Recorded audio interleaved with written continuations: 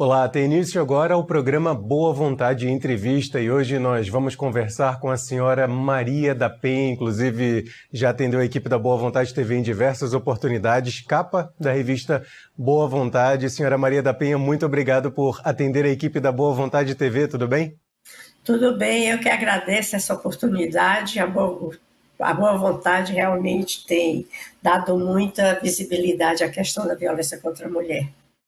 Eu gostaria de começar a nossa conversa fazendo um pouco de um apanhado histórico da vida da senhora, porque toda a sua vida, naturalmente, conduziu a senhora, ainda que com situações muito desafiadoras, muito difíceis, conduziu a senhora a ser essa grande referência que deu nome a uma lei que é fundamental na preservação da vida e no combate justamente à violência contra as mulheres. Como é que foi essa sua história de vida que trouxe a senhora até onde a senhora se encontra hoje? Eu gostaria que a senhora apresentasse um pouco para as pessoas que estão na audiência, porque naturalmente vai dar muita força para as mulheres que hoje se veem nessa condição, não sabem ainda como fazer, como sair dessa situação, porque a senhora, ainda que tenha sido difícil, conseguiu encontrar um caminho para sair da violência.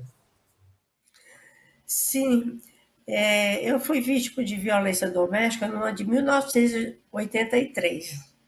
Próximo ano eu estarei fazendo 40 anos em que eu fui vítima. Né? E no primeiro momento, né, eu acreditei na versão de que havia havido um assalto na minha residência, né, e que eu fui gravemente ferida. E essa versão, no primeiro momento, a polícia começou a investigar a versão de um latrocínio. Só que essa versão se perdeu em decorrência do depoimento dos vizinhos, das moças que trabalhavam na minha casa, né?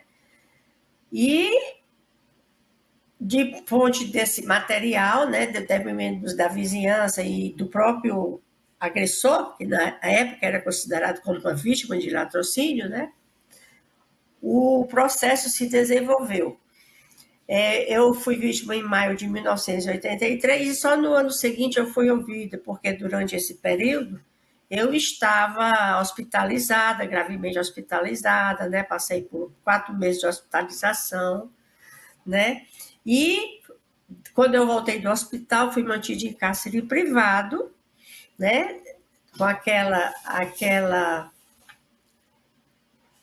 aquele pronunciamento do meu agressor de que ele precisava cuidar de mim, tinha condições de cuidar de mim, entendeu? E eu fiquei em cárcere privado.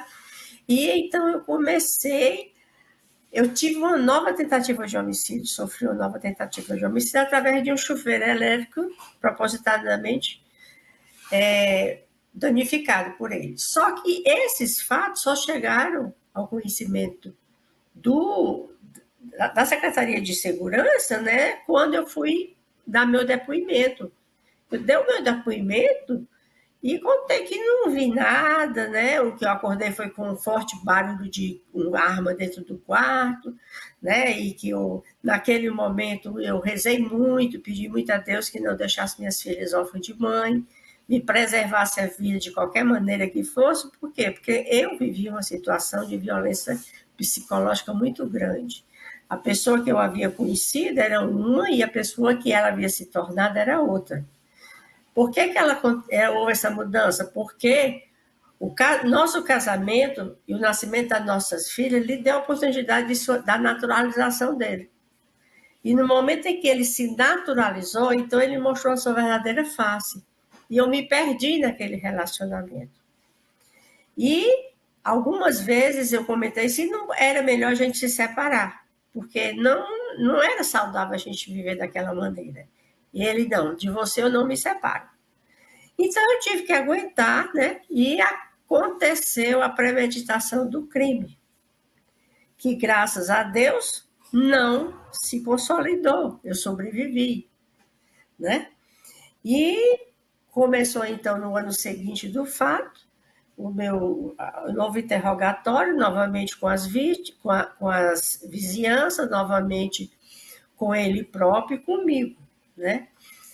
E com esse conteúdo de informações, a secretaria de segurança concluiu de que não tinha havido latrocínio, ele realmente foi quem premeditou um crime para se livrar de mim, né? Então, quer dizer, o que é que ele ia ganhar com tudo isso? Ia ganhar a independência dele, o controle das minhas filhas, né? E a história de que, se o fato tivesse consumado, eu não poderia contar o que realmente, o que eu passava dentro de 4 paredes, né? E a polícia, então, destrinchou e concluiu que ele tinha sido o autor da tentativa pelas contradições ditas, né, durante os vários interrogatórios que a secretaria fez.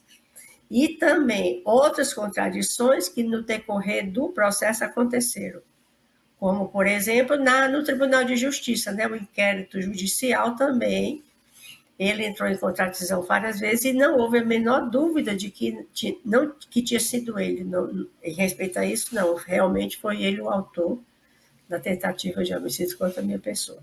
Senhora Maria da Penha, acredito que as mulheres que sofrem com a violência dentro do lar, seja ela psicológica, seja ela física e das mais distintas que existem, elas se encontram numa situação de muita dificuldade que, por vezes, num contexto social mais amplo, as pessoas, às vezes, olham até com um olhar de julgamento. Mas a senhora, como uma pessoa que passou por isso, eu gostaria de lhe fazer uma pergunta, até para servir de exemplo para as outras mulheres. Onde encontrar forças para lidar com essa situação? Como a senhora disse, foi na década de 80, 1983, num período assim em que não existiam leis como existem hoje para resguardar os direitos das mulheres. O que a senhora pode aconselhar essas mulheres diante de gerar força para fazer aquilo que é correto, de denunciar e buscar os seus direitos? Primeiro, que essa mulher, se ela se sente numa situação desconfortável na companhia de uma pessoa agressora, se sente diminuída, maltratada, sem direitos naquele relacionamento, quer dizer, aquela pessoa deixou de ser a pessoa que era para com ela, para se tornar outra pessoa que lhe traz sofrimento, que ela procure alguém do movimento de mulheres, alguma pessoa que trabalhe na área do enfrentamento da violência, né, para se informar sobre os seus direitos, inclusive que essa pessoa da sua confiança a acompanhe a esses locais, que é o Centro de Referência da Mulher. O Centro de Referência vai orientar essa mulher sobre os seus direitos e da necessidade que ela tem que sair daquela situação que pode terminar com o feminicídio.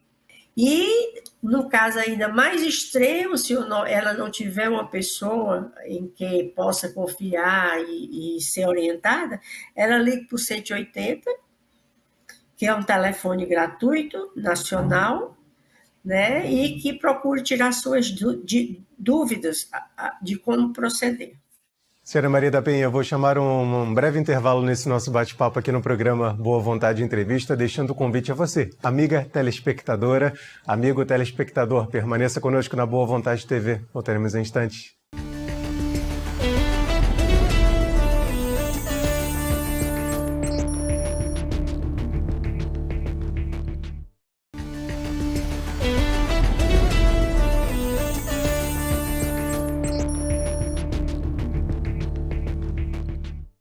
Estamos de volta com o programa Boa Vontade Entrevista. Hoje a nossa convidada é a senhora Maria da Penha. Dentro de tudo que a senhora teve que lidar, a senhora teve que buscar os seus direitos até num contexto internacional de tribunais internacionais, porque dentro do próprio Brasil houve uma dificuldade muito grande para que a senhora conquistasse efetivamente o reconhecimento daquilo que a senhora passou. Como é que foi essa experiência de não ter desistido ali no primeiro momento, que a senhora poderia, de repente, dizer, bom, eu já esgotei todas as possibilidades, agora não há mais o que fazer, mas a senhora continuou buscando seus direitos e acabou criando uma inspiração tão grande no país, uma mobilização até pela pressão internacional, que criou uma lei que levou o nome da senhora? Bem, começou quando foi descoberto que ele tinha sido o autor da tentativa de homicídio, e então eu comecei a esperar pelo dia do julgamento. E esse julgamento demorou 8 anos para acontecer, porque as audiências eram marcadas com um largo período, né? Demorava para acontecer, né? O meu próprio, o dia do julgamento mesmo, o meu julgamento, o julgamento do réu, foi transferido várias vezes por conta de recursos dos advogados de defesa dele, que protelavam isso. E nessa época, o movimento de mulheres já estava muito atuante na minha cidade. Então, apesar dos atrasos nos julgamentos, apesar dos adiamentos do julgamento, o movimento de mulheres estava lá na praça, em frente ao fórum. E assim, o movimento começou a se fortalecer, e esse período de 8 anos de espera, eu me incluí nos movimentos. Eu comecei a tomar conhecimento do que era violência contra a mulher, né? Porque não tinha... quem não é da área, quem não é da militância, realmente não é obrigado a ter esse conhecimento. A gente só tem o conhecimento quando a gente está inserido no contexto. Né? Então, eu me senti inserida e comecei a participar dos trabalhos do movimento de mulheres e tudo mais, né? E nós fomos, então, fechou o fórum, porque não tinha mais espaço para as pessoas irem no dia do julgamento, né? E esse julgamento começou às 14 horas de um dia e terminou às 10 horas do dia seguinte. Passou a noite toda, né? E no final da noite foi dada a sentença que ele foi condenado por 6-1 como autor da tentativa de homicídio, né? Mas imediatamente a defesa retirou do paletó um documento dizendo que aquele julgamento havia sido contra a prova dos autos e que eles estavam pedindo a anulação do julgamento. Então, aquilo foi um banho de água gelada. Eu fiquei desesperada, a minha família, como é que pode, tudo bem provado, não sei o quê, e entrar com esse recurso? Então, eu recolhi os meus trapos, como disse, e fiquei de molho alguns dias, né? Aí eu pensei, bem, eu não vou mais lutar para que ele seja condenado para um novo julgamento. A justiça vai correr o tempo dela. Então, eu resolvi levar para um livro todas as contradições encontradas no processo, né? E as partes importantes do meu processo eu levei para o livro, chamado Sobrevivi, Posso Contar. Então, eu digo, quem lê o livro, no dia que foi feito o lançamento do livro, no ano seguinte do julgamento, né? Uns 3 anos depois do julgamento, então eu coloquei assim: quem lê esse livro vai saber quem foi que tentou contra a minha vida. Então, os fatos baseados no processo, né? E eu espero que a justiça seja feita. Só que eu tinha muito mais ajuda do que eu pensava, né? Nós tínhamos o movimento de mulheres a nível nacional que receberam o meu livro, não enviado por mim, mas o movimento trabalhou nesse sentido, né? E faltando 6 meses um ano para o crime prescrever, né? Ele ainda não tinha, eles foi a um novo julgamento, a esse novo julgamento ele foi condenado e novamente saiu do fora em liberdade. Então, esse livro civil eu considero a carta de alforria das mulheres brasileiras, porque o movimento de mulheres, mais especificamente o CEGIL e o CLADEM. O CEGIL é o Centro pela Justiça Internacional, né? E o CLADEM é o Comitê Latino-Americano em Defesa da Mulher Caribenha. Então, eles denunciaram o Brasil no Comitê Interamericano de Direitos Humanos da OEA. E faltando 6 meses para o crime prescrever, o meu agressor foi preso, né? Porque a OEA condenou o Brasil pelo tratamento que dava às mulheres vítimas de violência, né? E pela falta de políticas públicas que atendessem a essa causa de acordo com os tratados internacionais que o Brasil havia assinado e ratificado. E nada, praticamente nada, tinha sido feito nesse sentido. Deixa eu abrir um parênteses para você ter uma ideia. A primeira delegacia da mulher foi criada em 1985 no país, em São Paulo, e no Ceará foi em 1986. Mas as mulheres que se achavam que o feito foi muito grande, porque foi, mas ela chegava à delegacia para denunciar e ela própria ia levar a intimação para o agressor. Mas era assim que funcionava. Entendeu? Então, quantas mulheres não apanharam porque foram levar à delegacia, tiveram a violência repetida dentro de casa, não é? Quantas mulheres foram assassinadas por conta dessa afronta que ela estava fazendo ao seu agressor, quando o Estado é que deveria ter condição de apoiar essa denúncia. Então, eu quero dizer que foi muito que se venceu, foi muito que nós avançamos, né?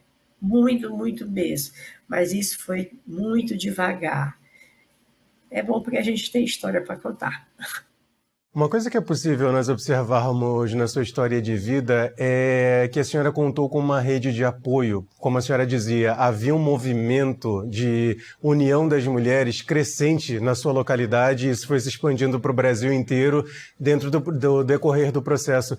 Aí eu lhe pergunto, qual foi a importância efetiva naquele momento que a senhora teve que enfrentar todas essas mudanças, essas dificuldades, inclusive legais, e qual a importância desse movimento crescente de apoio mútuo que as mulheres têm feito hoje em dia, no sentido de se preservar e garantir os seus direitos? Olha, se não fosse o movimento de mulheres, nós estaríamos ainda... Em que situação? As mulheres avançaram com os seus movimentos, também avançaram na sua educação. Você sabe que esse ano a OAB teve mais mulheres inscritas do que homens. Então, isso é muito bom, porque as mulheres estão de igual para igual debatendo na tribuna o que é bom para a mulher brasileira, o que é bom para o Brasil, né? E estamos avançando e conseguindo, né, que as mulheres sejam mais conscientizadas. Tem uma das recomendações que a OEA fez foi investir em educação para a desconstrução, né, do machismo e de outras situações muito graves, como o racismo, afinal, essas falhas negativas da nossa sociedade. Isso a gente pode corrigir através da educação.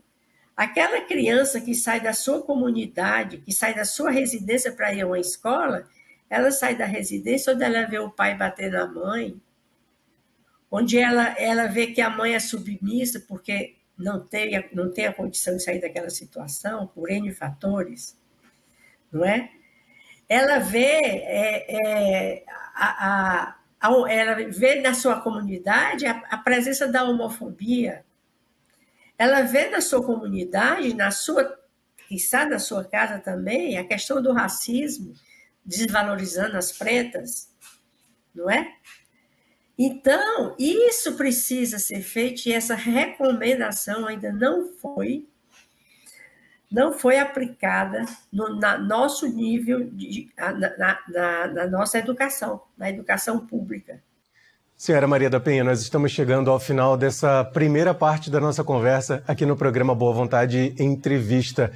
E olha, nosso convite a você, amiga telespectadora, amigo telespectadora, que você nos acompanhe, porque semana que vem retornaremos aqui na Boa Vontade TV com esse bate-papo com a senhora Maria da Penha. Agradecemos sempre o carinho da sua audiência. Siga conosco aqui na TV, que faz bem a você.